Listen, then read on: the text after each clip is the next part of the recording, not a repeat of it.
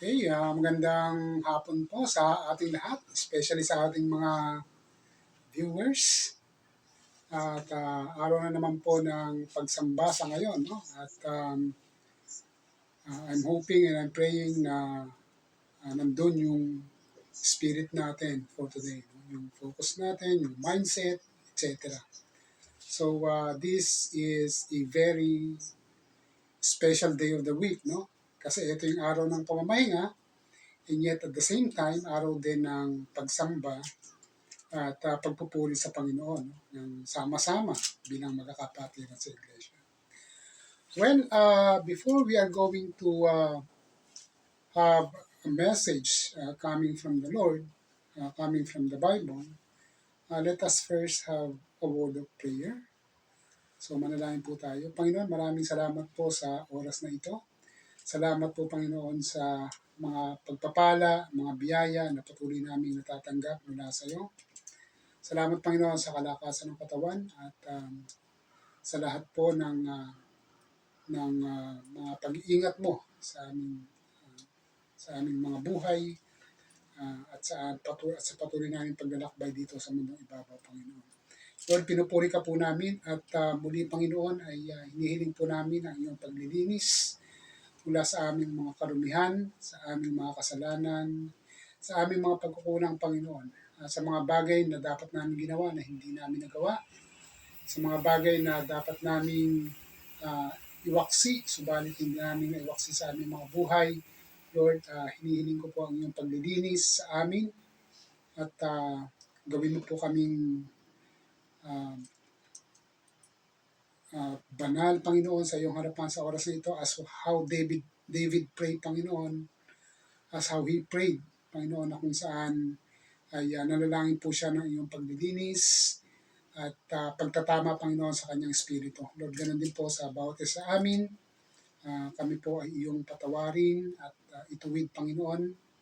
Purify us from all unrighteousness. Make us our spirit steadfast, Panginoon, upang sa ganun kami makapagpatuloy na maglingkod, maniwala, magtiwala sa iyo bilang aming Diyos na tagapagligtas at manunubos. Lord, kasabay po ng lahat ng mga mananampalataya na sumasamba sa iyo sa buong daigdig, Lord, kaisa kami na nananampalataya at sumasamba sa iyo. Tinatas namin ang dakilang pangalan, hindi ng aming sarili, Panginoon, at ikaw ang siyang aming pinapupurihan sa oras na ito. Lord, maraming pong salamat muli at doon sa mga nanonood, I pray for the blessing sa pandem, Panginoon, sa mga oras na ito, saan man sila naroon. Kaya sila po ay iyong ingatan sa araw-araw. At kung sino man po, Panginoon, na may karamdaman, ikaw po siyang magpagaling, ang iyong mapagpala at miraculous hands, Panginoon, ang ilapat mo sa kanila at magkaroon sila ng kagalingan sa kanilang pisikal na katawan. At ganyan po lalong-lalo, Panginoon, sa kanilang spiritual na pamumuhay. Kinakailangan ng kagalingan, Panginoon. Lord, maraming salamat po at ito po ay aming panalangin at itinataas sa matamis at banal na pangalan ng Panginoong Hesus. Amen. Well, last time, no, we talk about the first temptation from the Lord. Okay? Ito ay matatagpuan sa Mateo, no? Sa Gospel. Sa Book of Matthew, chapter 4, verses 1 to 4. Ito nga yung sa pag-review, no? Ito nga yung nanggaling ang Panginoon doon sa ilang at siya ay after fasting for 40 days, no? Ay tinukso siya ng dyablo sapagkat siya ay gutom na gutom, no? At siguro hinang-hina. Tinukso siya ng dyablo na kung saan ay gawin niyang tinapay, no? Yung mga bato na nasa paligid niya upang sa ganun magkaroon siya ng makakain for that very first day after fasting, no? Subalit hindi nadala doon ang Panginoon.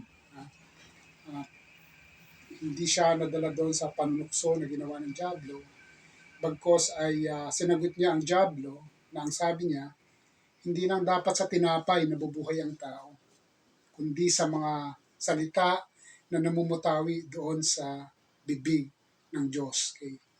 So tama naman yon, no?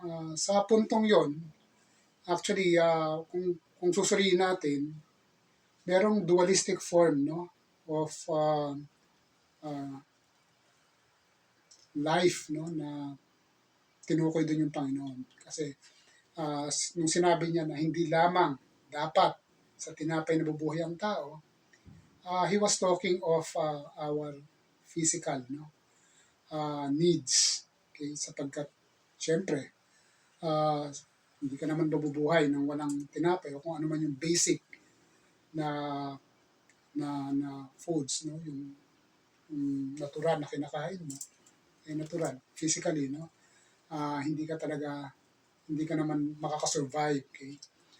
Meron nga akong napanood, no, doon sa social media na kung saan ay this vlogger, no, sinubukan niya. Okay?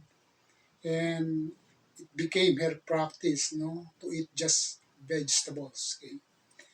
At ang nangyari in the end, no, pumayat siya ng pumayat at namatay siya. Okay? At ang cause ng kamatayan niya is due to starvation. Kasi hindi naman lang dapat, no, yung pure vegetables or vegetarian kasi yung ginawa niya. Of course, we need some protein, no, galing from animals. So, namatay siya, no, unfortunately. So, kung ano man yung nakasanayan natin pagkain, o kung ano yung kinakain natin, we need those things, foods, no, basically, for us to be able to survive, no, physically. So, natural yon.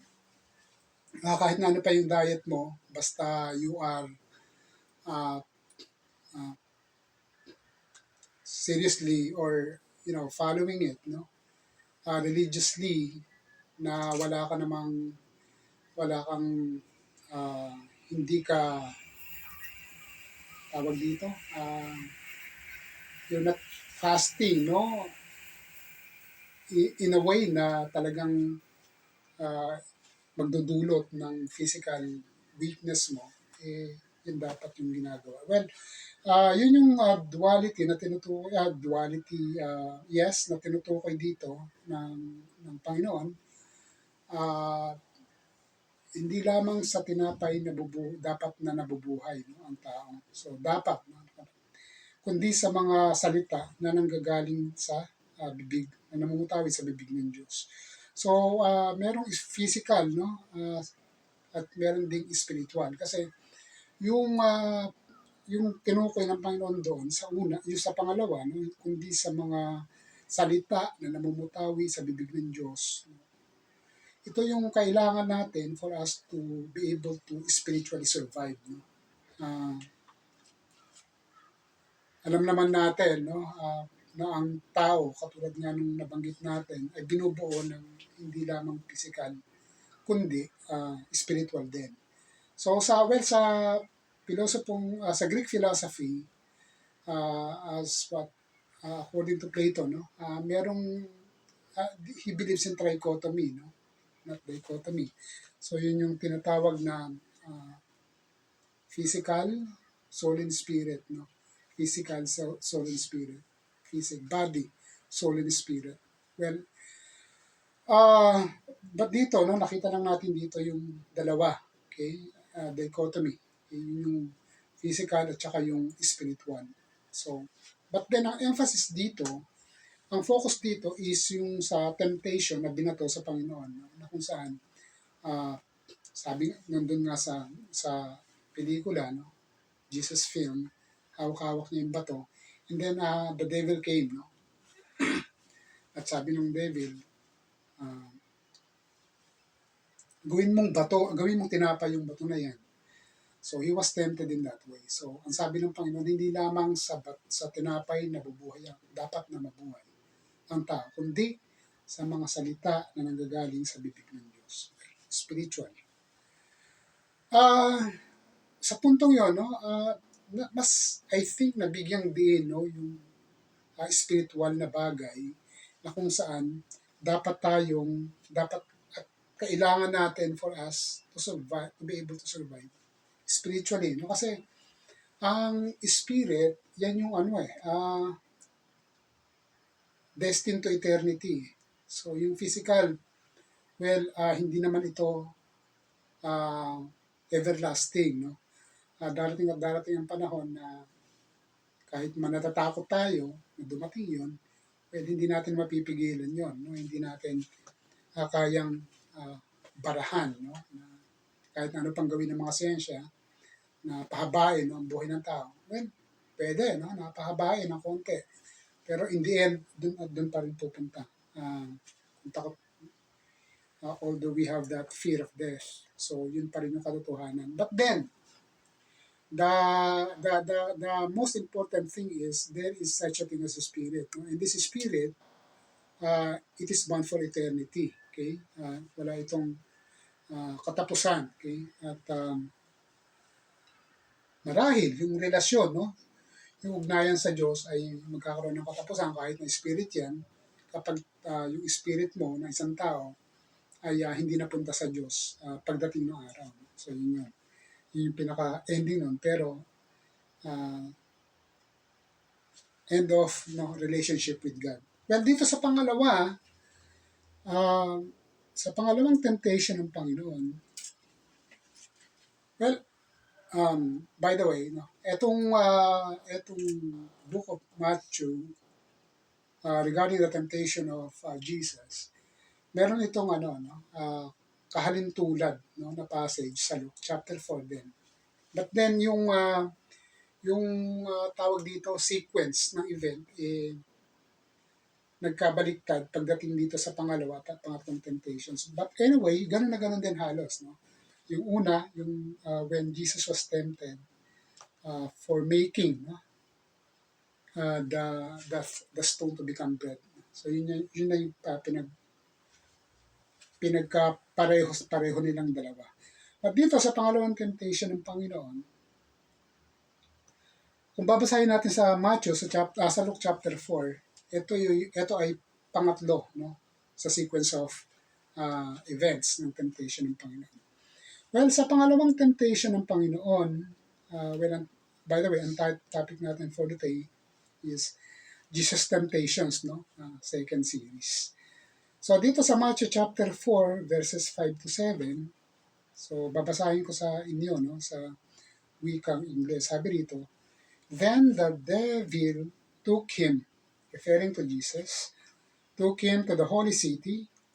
Of course, there's no holy city apart, of course, from Jerusalem. So Matthew was referring here concerning Jerusalem, no, holy city, and had him stand on the highest point of the temple. Okay? Merong temple doon, temple that was built, no, rebuilt by King Herod the Great. If you are the Son of God, he said, throw yourself down, for it is written. Okay? Gumamit ang Diablo dito, no, ng salita ng mula sa lumang tipan. Sabi rito, he will command his angels concerning you, and they will lift you up in their hands, so that you will not strike your foot against a stone. Jesus answered him, it is also written. So sinagot din ng Panginoon sa pamamagitan ng quotation from the Bible. It is also written, sinabi rin, nasusulat din, do not put the Lord your God to the test. So very striking to, no? So dinala ng Diablo, after the first temptation, dinala ng Diablo ang Panginoong Hesus doon sa Jerusalem, okay, sa templo na sabi nga natin kanina, that was rebuilt, no, by Herod, okay, the Great. So hindi ito yung Herod Antipas, yung panahon na pinako ang Panginoon sa krus. Ito yung tatay, Herod the Great, no, na naging hari, no, ng Judea from 40 BC, I think, okay, until na pinanganak ang Panginoon noong 4th BC kasi may mga pag-aaral na ang Panginoon ay pinanganak ng 4th BC. Okay? And it was during the time of Herod the Great. Sabi rito, dinala siya doon, no, sa tuktok ng templo. Kung ilang piye yun, no? Napakataas nun. So, just imagine, no, yung nakatira ka sa, kahit na sa 4th floor lang, no? O kaya 7th floor na building. Tapos nandun ka sa taas. At ipinakita sa kanya ng Diablo yung baba, paligid ng templo. So, ang sabi ng Diablo, sige nga, magpatihulog ka, no? Diyan, sapagkat nasusulat naman, no, na uutusan niya yung kanyang mga anghel, okay, tungkol sa iyo, na kapag nagpatihulog ka, sasaluhin ka nila at iaangat ka nila, no? So, at hindi ka masasaktan. So, ganon. So, ang sabi ng Panginoon dito, sa parehong source, no? Sa parehong pinanggagalingan, okay? Pinanggalingan ng quotation na ginawa ng Diablo, sabi ng Panginoon, it is also written, do not put the Lord your God to the test. Okay? Temptation. Ano nga ba yung temptation? Okay? Bago natin bigyan ng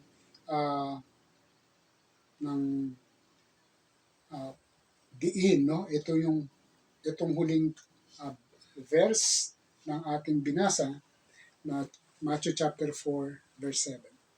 Temptation. Well, sa wikang Griego, ang temptation ay periazo. Okay? P-E-R-I-A-Z-O. Periazo. So, na ang ibig sabihin,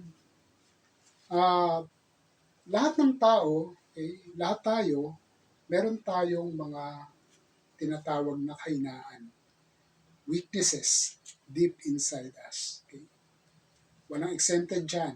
Kahit na yung nagsabi mismo na siya ay appointed son of God. Okay? We, all of us have weaknesses. Okay? Yung weakness na yon, alam ng Diyos yun. Okay? Alam ng Panginoon yun sa ating lahat. When temptation comes, it triggers, no? Yung temptation na yon, is, if that temptation is perfectly relevant, no, o connected to our weaknesses, matitrigger, no, yung whatever weakness we have. Okay? At doon papasok whether you are going to fight the temptations, run back of it, or mag-give in ka sa temptation na yan. So, what I would like to point out here is all of us human beings have weaknesses. Okay? Kahit na sabihin mo pang you are reading the Bible every day, you are praying every day, still, no, there is such a thing as weakness deep inside you, na kung saan pwedeng mat-trigger yung weakness na yan when temptation comes, no? Doon malalaman kung gaano tayo katatag ng ating pananampalataya sa Diyos. Well, perhaps sa puntong ito, no,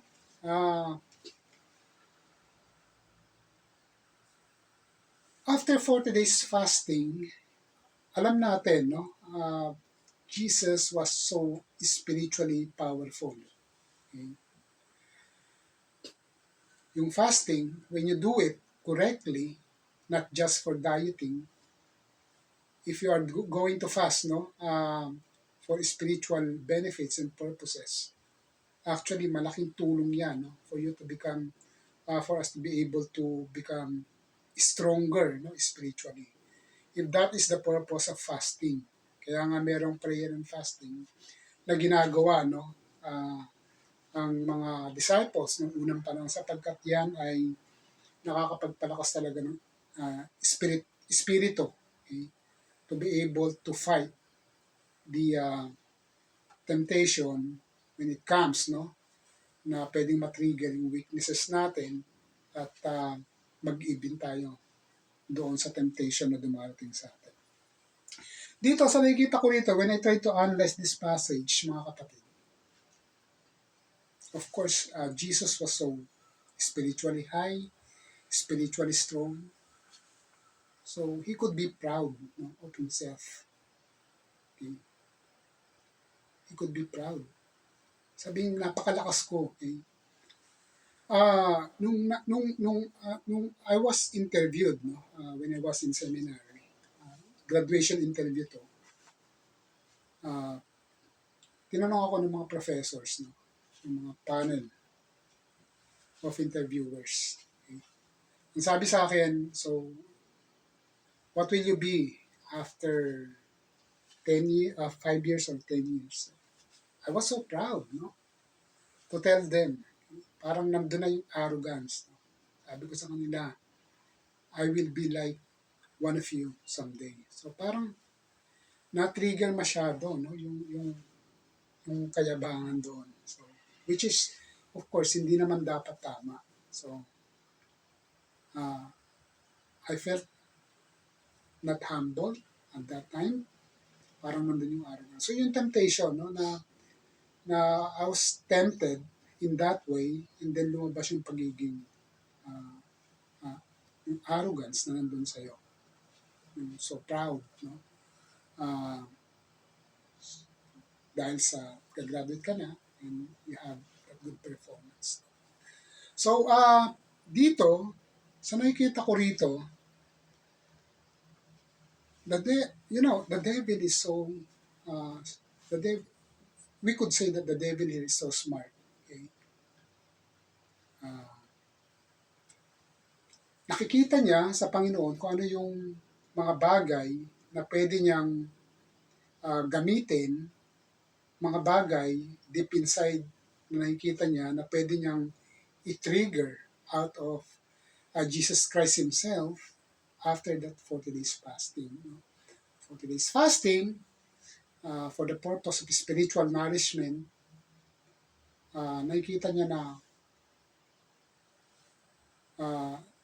Jesus Himself, no, the incarnated one, Diyos na nagkatawang tao sa puntong ito, was so spiritually high. And so nakita niya rito, yung hindi niya na-tempt, no, physically, he tried to tempt Jesus spiritually here. No? Dito, tinukso niya how proud Jesus was after 40 days fasting. Sapagkat alam niya na Jesus was so spiritually strong. So dito parang, tingnan natin kung gaano kayabang, no, si Jesus o si Jesus. Tingnan ko nga kung if he would manifest, no, yung kalakasan niya sapagkat he came from 40 days fasting. So he was so spiritually strong. At dito, sa pagiging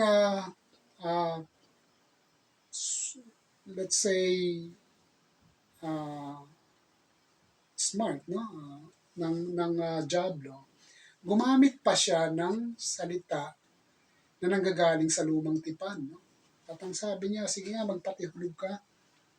Alam naman natin na nasasaluhin ka at padadala ng Diyos, referring to God the Father, ang kanyang mga anghel upang sa ganun ay saluhin ka at hindi ka masaktan o ano man yung mangyari sa'yo. But Jesus did not sway, no, to that particular temptation. No? Alam niya na out of his spiritual strength after fasting, he could do what is best or what is better pagdating sa temptation na ganito. Okay? Instead of, doing according, no, sa tukso ng Diablo, gumamit din siya ng salita na nanggagaling sa lumang tipan. Ang sabi niya, it is also written, nasusulat din do not put the Lord your God to the test. Okay? So, humility, pinakita rito ng Panginoong Diyos, Panginoong Jesus, Diyos na nagkatawang tao, yung pagiging humble niya, okay? ang pagiging mapagpakumbaba niya by quoting the Word of God to be able, no, to counter yung tukso ng diablo. So, yun yung malinaw doon. At ang sabi niya, it is also written, do not put the Lord your God to the test. So, what is striking here is the word or the sentence, do not put the Lord your God to the test. Okay? Huwag mong ilagay sa tukso o do not put the Lord your God to the test. Huwag mong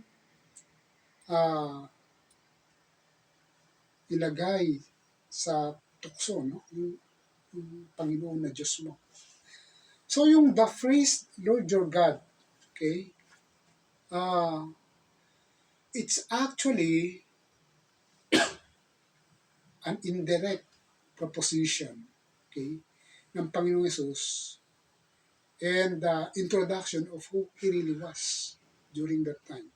Although we all believe, no, that He is God who incarnated, and that's why we have the doctrine of the Trinity. Pero dito, parang sinusugan niya yung yung paniniwala natin tungkol sa Trinity.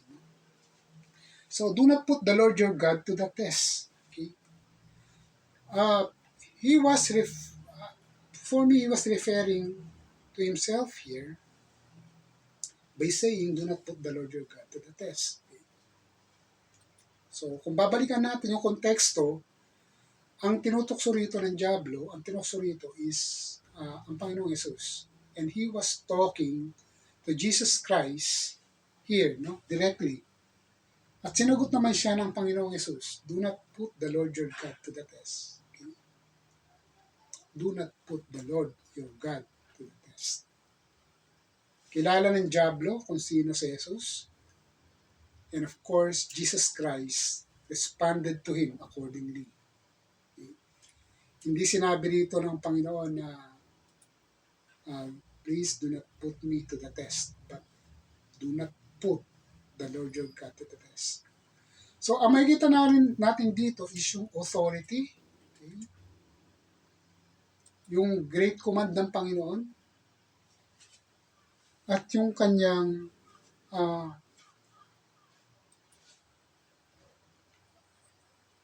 of who he was, no? His person, okay? His personhood ng Panginoon. So, dito, yung authority niya, okay? Do not put. He commanded the devil not to continue testing him. But of course, we still have the third series of that temptation. Well, ang sabi sa Colossians 4:2,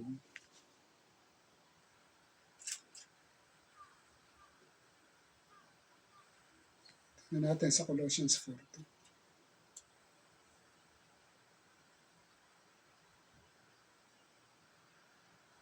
So, ang sabi sa Colossians 4:2,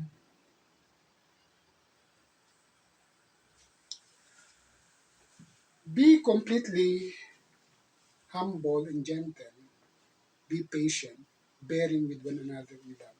So, ano ba yung kaugnayan nito dito sa binasa natin? Dito mismo sa passage na pinag-aaralan natin sa ngayon. So, ang sabi ron, be completely humble. Dito, hindi naman nagmayabang ang Panginoon when He was tempted here. He just introduced Himself. He just manifested Himself to the devil of who He was. Pero nandun yung authority. Sapagkat kilala naman ng Diablo ang Panginoong Jesus at that time, no? Kung sino. He was just trying to test if Jesus would sway, no? Would be swayed, no? Sa kanyang pagtukso doon sa Panginoon. But unfortunately, hindi nangyari yan.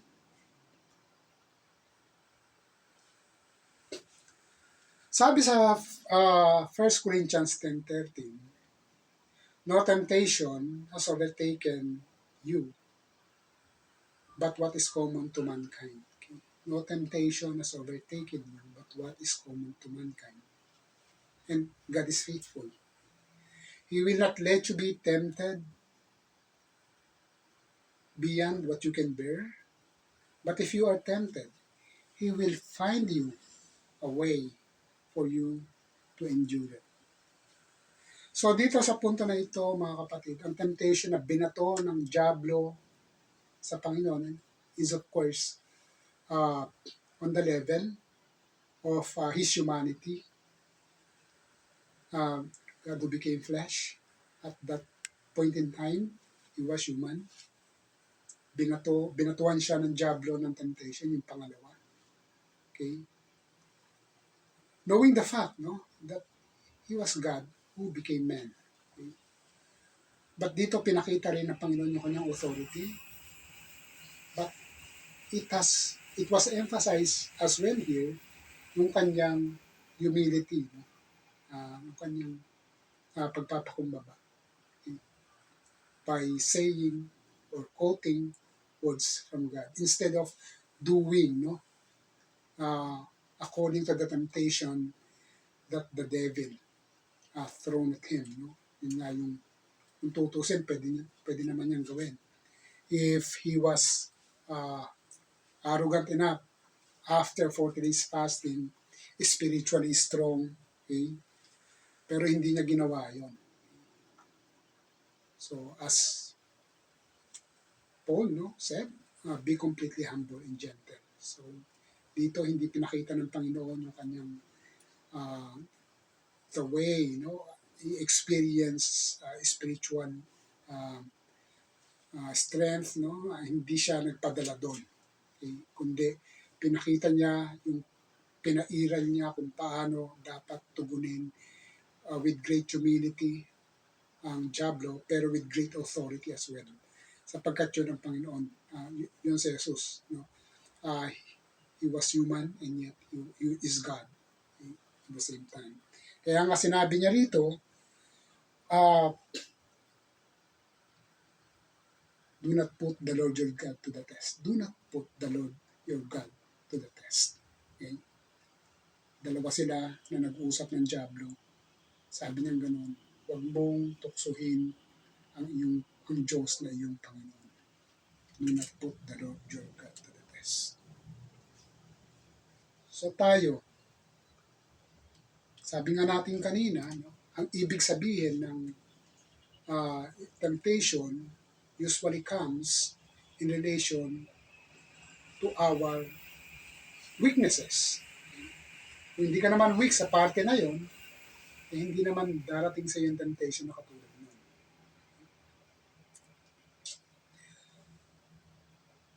If, well, iba-iba yung weaknesses natin. Iba-ibang tao, iba-iba yung nararanasan. Meron din naman magkakapareho. At dumidepende na yan, no? Doon kung paano tayo tutugon sa tukso na dumarating sa atin. Okay? But then, for us to be able to survive temptations that come, okay, lagi natin isipin, napakahalaga ng salita ng Diyos. Ng salita na nanggagaling sa Biblia. Okay? Ang sabi nga ulit, 1 Corinthians 10:13, no temptation has overtaken you, but what is common to mankind. Okay? Wala namang tukso, no, na mag-overtake sa'yo, no, na kundi yung common. Ano ba yung common sa mankind? Well, dito sa temptation na nangyari sa Panginoon, which is pag-uusapan natin, yung pangatlo. I was actually asked, no, by my late brother when we talk about the temptations of Christ. Kasi it's common, no, sa mankind, hindi lamang sa mga kalalakihan, kundi sa mga kababaihan, yung tukso, no, patungkol doon sa opposite sex mo. Okay? So, Kaya nga sinasabi nila, there are three great sins, no, sa mundong ibabaw, na kung saan marami ang natatrap. Okay? Yun yung tatlong G. Okay? Yun yung gold, glory, tsaka girls. Okay? Of course, sa babae, guys. So yun yung tatlong sins that most of the people here on earth, kahit ng mga Kristiyano, ay nafo-fall. Okay? Hindi ka nga na-fall sa glory, pero sa gold naman, sa pera, no? Sa treasure. Hindi ka nga na-fall sa treasure, pero sa glory, no? When it comes to glory, ito yung, dito na pumapasok yung arrogance, no? Kahit na you are spiritually uh, mature, no? Pagdating dito sa glory, ang temptation napakalakas, napakabigat. Nandiyan na papasok yung envy, okay? Jealousy, etc. No? Diyan na papasok. Kasi pagdating sa glory, let's say for example, meron kang, uh, bawa kaklase mo, high school or college, at sabihin na natin, nung nag-aaral kayo, hindi naman siya katalinuhan. Okay? Pero dumating sa point na naungusan ka niya when it comes uh, to career, no? Parang mas tumaas siya sa'yo. O kaya naman sa mundo, no, ng mga clergy, okay, mga pastor, mga ngaral, pare, meron kang kasamahan, no, na hindi naman ganong kagaling, pero dumating yung point na naungusan ka niya, no, pagdating sa posisyon. So dumarating yung point na nagkakaroon ka ng uh, jealousy or envy, or yung iba, anger na nga, no? Because of that glory uh, scenario. Kasi naungusan ka niya when it comes to glory. Medyo mas sumikat, tumaas siya sa'yo. So, yun. Yung tatlong sins na wherein a lot of people are being trapped. No? Hindi lamang yung pangkaraniwang tao, kundi yung nasa mundo ng Kristyanismo. So, pangatlo, yun yung girls or guys. No? Unfortunately, maraming mga lingkod, no, ng Panginoon, o kaya naman kahit na nga sa mundo ng politika, no, maraming mga natatrap dyan, no, pagdating sa ganyang bagay. Yung tatlo. So, sabi ni Apostle Paul, lahat ng yan, lahat ng weakness, lahat ng temptation, I'm not saying weakness, lahat ng temptation, common yan sa lahat ng tao. Okay? No temptation has overtaken you, but what is common to mankind? Kundi kung ano yung natural, no, sa mankind. Ano ba yung, kasi dumadaan niya sa mga senses natin. Ano ba yung kahinaan mo? So doon ka tinitempt. Pero those are common to mankind. At kagandahan rito, dinugtungan ni Apostle Paul, no? And God is faithful. Matapat ang Panginoon. Okay? So ibig sabihin, patuloy lang tayong lumapit sa Kanya because He is faithful. Kung dumarating man yung temptation na gano'n, mas lalo tayong manalangin na tulungan tayo ng Diyos na ma-overcome yung temptation. At ang sabi pa ni Apostle Paul, no? He will not let you be tempted by what you can bear. No?